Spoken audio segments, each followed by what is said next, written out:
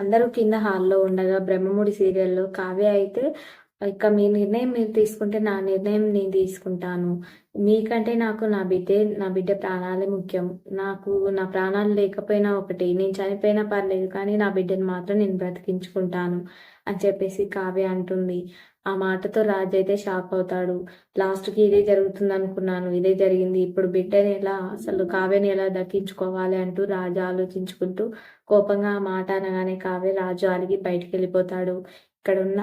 అక్కడున్న family members అయితే అసలు రాజేంటి ఇలా ఇంత మూర్ఖంగా ప్రవర్తిస్తున్నాడు అని చెప్పేసి అనుకుంటారు. కావ్య కూడా లోపలికి వెళ్ళిపోతుంది. ఇక అపర్ణ ఉండి అసలు రాజు ఇంతగానం మూర్ఖంగా ఇలా బిహేవ్ చేయడానికి ఏదో కారణం ఉండే ఉంటుంది.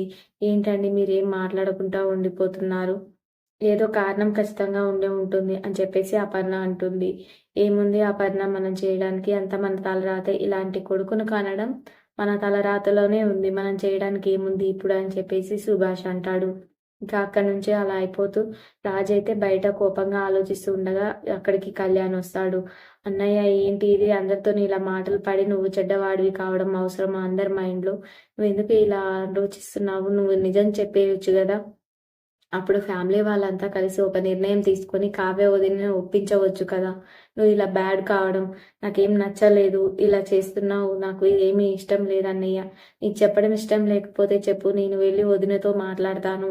పెద్దమ్మతో, పెదనాన్నతో అందరితో మాట్లాడి వదినను ఒప్పిస్తాను ఎలాగైనా.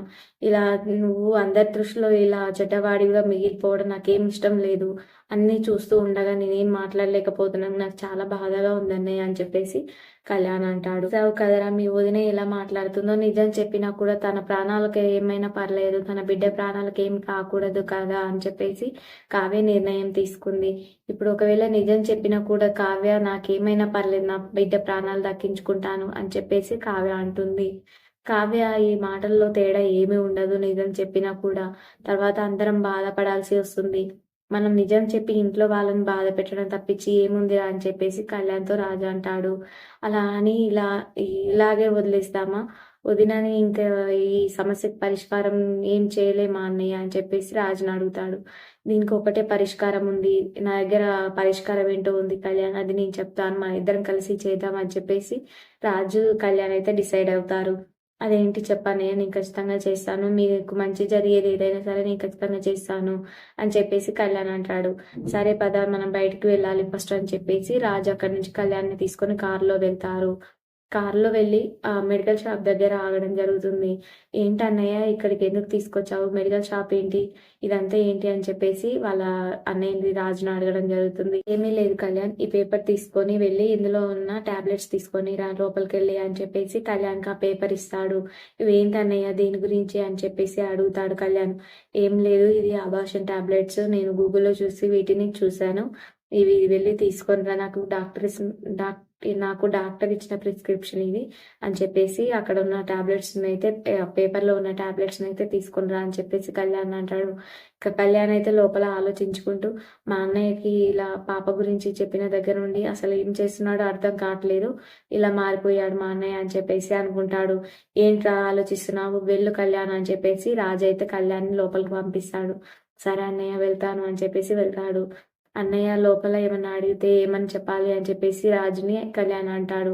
"అరే నీకు తేవాలనిపిస్తే తీసుకురా లేకపోతే నేనైనా తీసుకొచ్చుకుంటాను ఇక్కడివ్వు" అని చెప్పేసి అనగా రాజైతే కళ్యాణ్ నుండి "ఏమొద్దన్నయ్య నేను తీసుకొనొస్తాను" అని చెప్పేసి కళ్యాణ్ అక్కడి నుండి పేపర్ తీసుకొని మెడికల్ షాప్‌కెళ్తాడు. ఇంటి దగ్గర అయితే కళావతి ఆలోచిస్తూ ఉంటుంది. అసలు ఎందుకు మా ఆయన ఇలా చేస్తున్నాడు? ఒకప్పుడైతే గిఫ్ట్స్ అని అవని నన్ను కాలు కూడా కింద పెట్టనివ్వకుండా ఎత్తుకొని రూమ్‌లోకి తీసుకువెళ్ళడం, జ్యూసులు తీసుకురావడం, బేబీస్ కోసం డ్రెస్సులు తీసుకురావడం ఇయన్నీ చేసి ఇప్పుడేంటి ఇలా చేస్తున్నాడు? ఎందుకు రాజు ఇలా చేస్తున్నాడు? ఈయన చేసే దాని వెనకాల ఏదో పెద్ద మ్యాటరే ఉన్నట్టుందని చెప్పేసి కళావతి అనుకుంటుంది. అంతలో అపర్ణ అక్కడికొస్తుంది. "అమ్మ కావ్య అసలు నువ్వు ఇంత స్ట్రాంగ్‌గా నిలబడ్డానికి నువ్వు ఒక భార్యగా నువ్వు ఇలా సపోర్ట్ కాకుండా ఒక తల్లిగా ఆలోచించావు. నా సపోర్ట్ మీ అత్తయ్య సపోర్ట్ ఎప్పుడూ నీకే ఉంటుంది. నా సపోర్ట్ ఎప్పుడూ నీకే ఉంటుంది కావ్య" అని చెప్పేసి అపర్ణ కావ్యతోటి అంటుంది. అసలు వాడికి పిచ్చి పట్టిందో ఏమో అలా బిహేవ్ చేస్తున్నాడు. వాని మాటలేమీ పట్టించుకోకు. నువ్వైతే స్ట్రాంగ్‌గా ఉండు. నీకు మాత్రం మేమంతా సపోర్ట్ చేస్తాము. మా బిడ్డనైతే కాపాడుకుందువు. కనీసం బిడ్డ గురించి కూడా ఆలోచించకుండా, ఎవరి గురించి ఆలోచించకుండా వానికి ఏమైందో ఏమో! అసలు వాడు అలా బిహేవ్ చేస్తున్నాడు. వాడిని నా కొడుకని చెప్పుకోవడానికి నాకు సిగ్గుగా ఉందని చెప్పేసి అపర్ణ అంటుంది. ఏం లేదు అత్తయ్య. అసలు రాజైతే ఒకప్పుడు చాలా బాగా చూసుకున్నాడు. ఇప్పుడు ఏమైందో అతని ఉద్దేశం వెనకాల ఏదో ఉంది అత్తయ్య. ఏదో అనుకుంటున్నాడు రాజు. కానీ చెప్పలేకపోతున్నాడు. నేను ఆయనని అడిగి ఏముంది అసలు ఉద్దేశం ఏంటి? అసలెందుకు ఇలా చేస్తున్నారు? మీరు ఇలా చేయడానికి కారణాలేంటి అని నేను అడిగి కనుక్కుంటానని చెప్పేసి అంటాడు. అక్కడికైతే బామ్మ రావడం జరుగుతుంది. ఏంటి అపర్ణ నువ్వు? కోడలు, కొడుక్కి సర్దు చెప్పాలి కానీ ఇలా మాట్లాడడం మంచిదేనా అని చెప్పేసి అడుగుతుంది. ఏది మంచిది, ఏది మంచిది కాదు అత్తయ్య. ఇలా బిడ్డని కాదని అబార్షన్ చేయించడానికి హాస్పిటల్‌కి తీసుకువెళ్ళాడు వాడు. ఇది మంచిదా? అసలు వానికి ఏమైంది బుద్ధి తక్కువ ఇలా మాట్లాడుతున్నాడు, ఇలా చేస్తున్నాడు. నాకైతే ఏం నచ్చట్లేదు రాజు. మైండ్ ఖరాబ్ అయింది. వానికి పిచ్చెక్కినట్టు మాట్లాడుతున్నాడు. ఎవరైనా బిడ్డని వద్దనుకుంటారా? హాస్పిటల్‌కి మంచిగా చూయించడానికి తీసుకువెళ్తారు. కానీ వీడేం చేశాడు? హాస్పిటల్‌కి తీసుకెళ్ళి కావ్యకి అబార్షన్ చేయించడానికి తీసుకెళ్ళాడు. రాజుకి ఏమైందో ఏమో నాకైతే ఏం అర్థం కావట్లేదు. వీళ్ళ విషయంలో భయంగా ఉందని చెప్పేసి అపర్ణ అంటుంది. అయితే ఆలోచిస్తూ ఉంటుంది. రాజు ఎందుకు ఇలా బిహేవ్ చేస్తున్నాడు అని చెప్పేసి. ఒకప్పుడు బట్టలు తీసుకురావడం పిల్లల కోసం, ఏ పిల్లలు పుట్టముందుకి ఇలా చూసుకున్నాడు. ఇప్పుడు ఎందుకు ఇలా చేస్తున్నాడు? ఏదో ఉద్దేశం ఉండి డాక్టర్‌ని కనుక్కుంటే తెలుస్తుంది కదా! ఎవరినైనా సరే నేను కనుక్కుంటాను అని చెప్పేసి కళావతి ఆలోచిస్తుంది. ఇక్కడ ఇంకా కళ్యాణ్, రాజు అయితే టాబ్లెట్స్ కోసం మెడికల్ షాప్‌కి వెళ్ళడం జరుగుతుంది. కళ్యాణ్ లోపలికి వెళ్ళి నాకు ఈ డాక్టర్ ప్రిస్క్రిప్షన్ ఇచ్చారు. నాకు ఈ టాబ్లెట్స్ కావాలని చెప్పేసి అక్కడ ఉన్న అతన్ని అడుగుతాడు.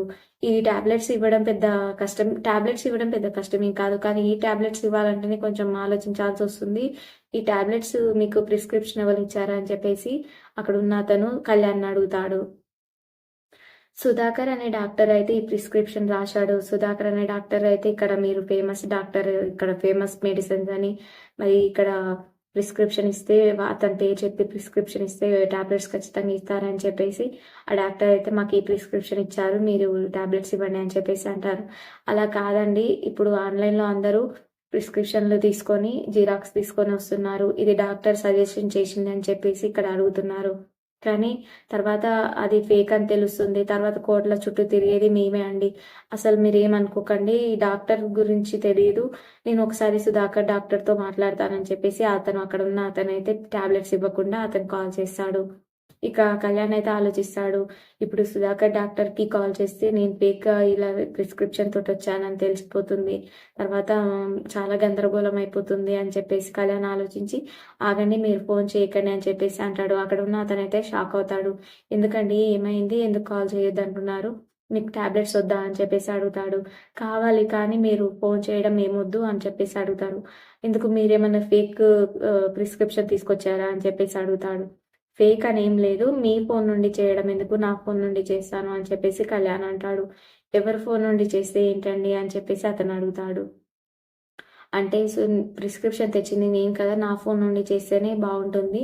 మీరేమి ఇబ్బంది పడకండి. నేను చేసి మాట్లాడతానని చెప్పేసి కళ్యాణ్ ఏం చేస్తాడు, రాజ్‌కి ఫోన్‌కి కాల్ చేసి, సుధాకర్ డాక్టర్ గారు ఒకసారి ఇక్కడ ఉన్న అతనితోని మాట్లాడండి అని చెప్పేసి సుధాకర్ డాక్టర్ లాగా మాట్లాడిస్తాడు.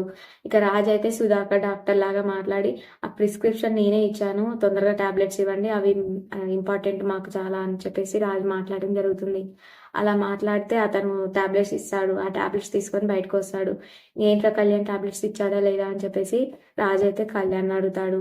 ఇచ్చాడన్నయ్య అని చెప్పగానే హ్యాపీగా ఫీల్ అవుతారు. అక్కడి నుండి ఇంక ఇంటికి బయలుదేరుతారు. ఇక కావ్య అయితే ఇంట్లో ఉండి ఆలోచిస్తూ అప్పుడు అప్పట్లో రాజ్ అయితే కావ్య ప్రెగ్నెంట్ అని తెలవగానే బేబీస్ ఫోటోస్ తీసుకురావడం, ఫ్రూట్స్ జ్యూస్ చేసి తీసుకురావడం, కింద నుండి స్టెప్స్ పైనకి ఎక్కడం ఇవన్నీ చేస్తూ ఉంటే కావ్యని ఎత్తుకొని పైకి తీసుకురావడం ఇవన్నీ గుర్తు తెచ్చుకుంటూ ఏడుస్తూ ఉంటుంది.